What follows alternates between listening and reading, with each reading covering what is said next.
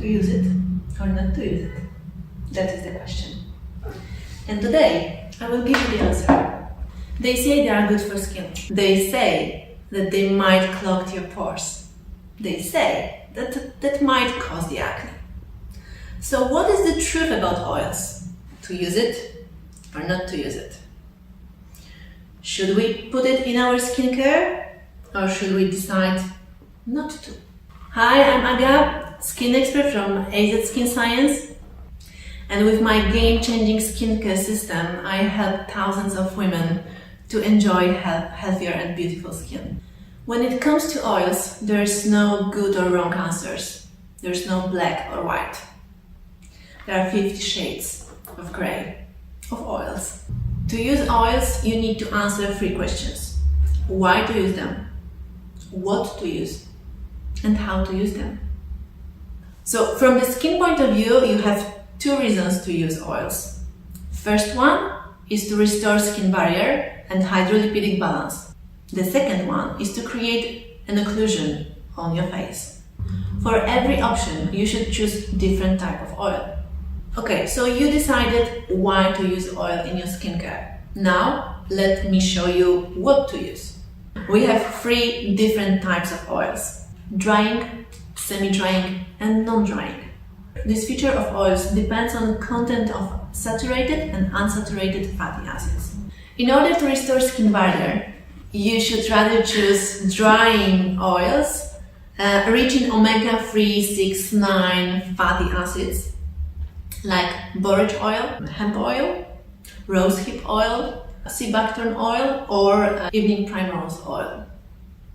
Please remember that those type of oils you need to cover with cream. So there is no way you leave those type of oils rich in unsaturated fatty acids without coverage and without occlusion made by cream.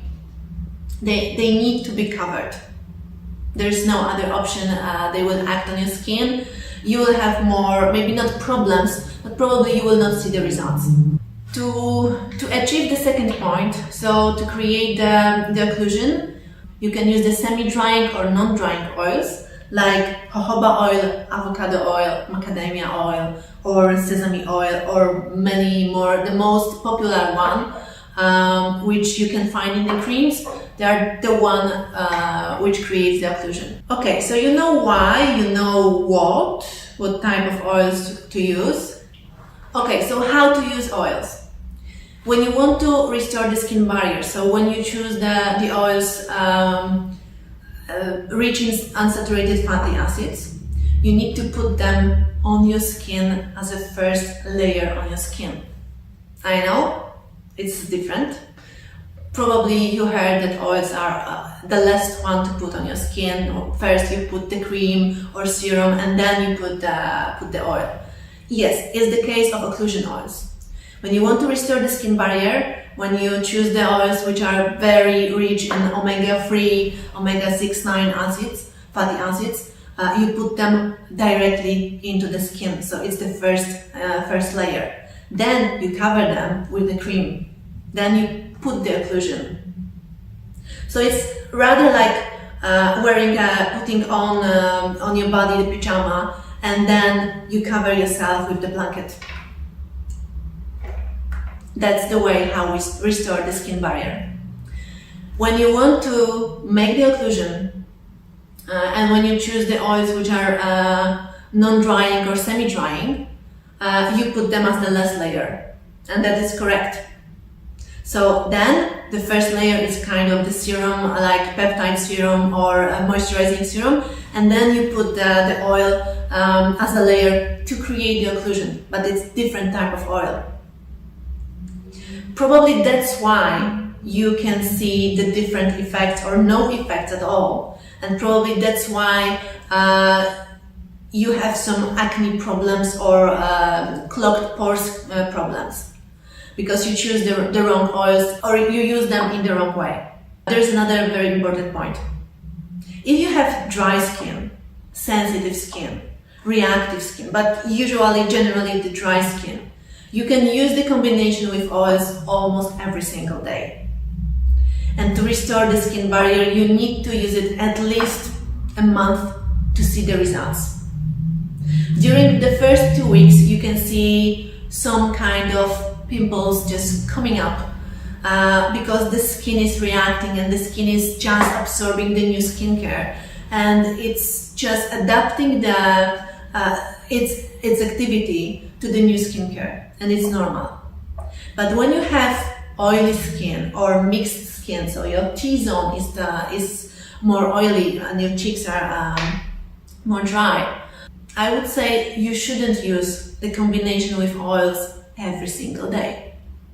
Because remember, we have this hydrolipidic balance, and whenever you act on sebum, I will tell about it in a different movie later, but whenever you act on sebum, you need to act from the hydrolipidic balance point of view and from the sebum point of view. So if you have oily skin and if you put everything on this hydrolipidic part, there is no balance between production of sebum and nourishing, oiling, let's call it oiling your skin.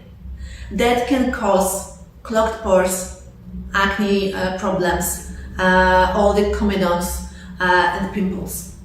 That is why you decide not to use oils because they harm your skin, which is completely wrong, but you did it in an incorrect way. You probably chose the wrong oil and you use it too often. That's it. So whenever you want to use the oil, just ask yourself, why? If I want to restore the skin barrier and I have dry skin, I can use it, probably I can use it just every single day.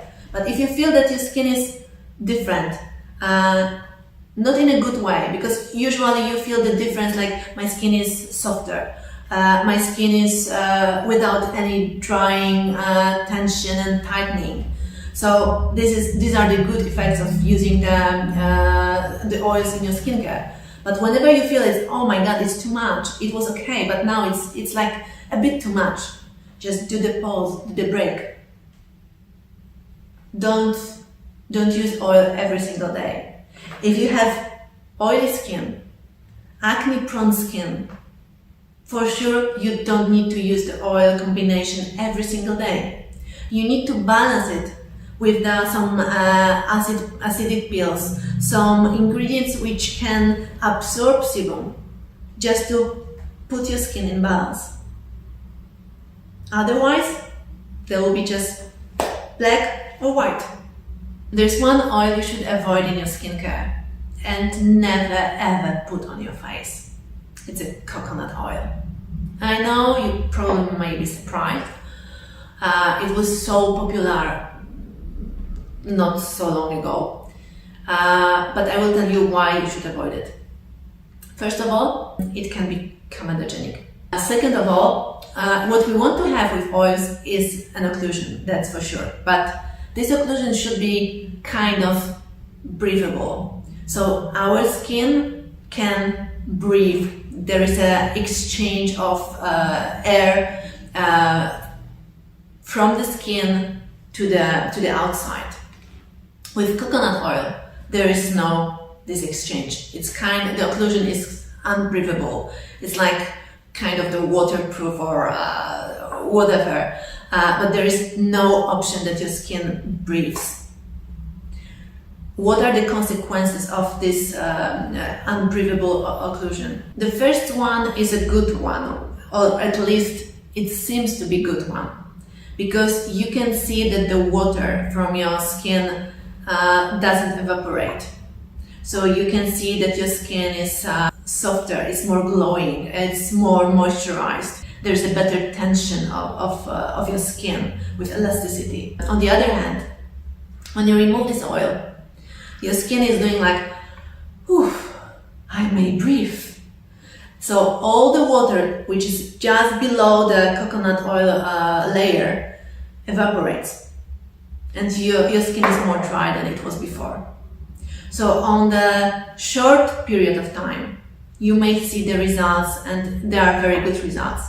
But for the longer period of time, you will have your skin drier, you will have your skin more reactive, and probably you will think that without the coconut oil, you will never ever have your skin in a good condition.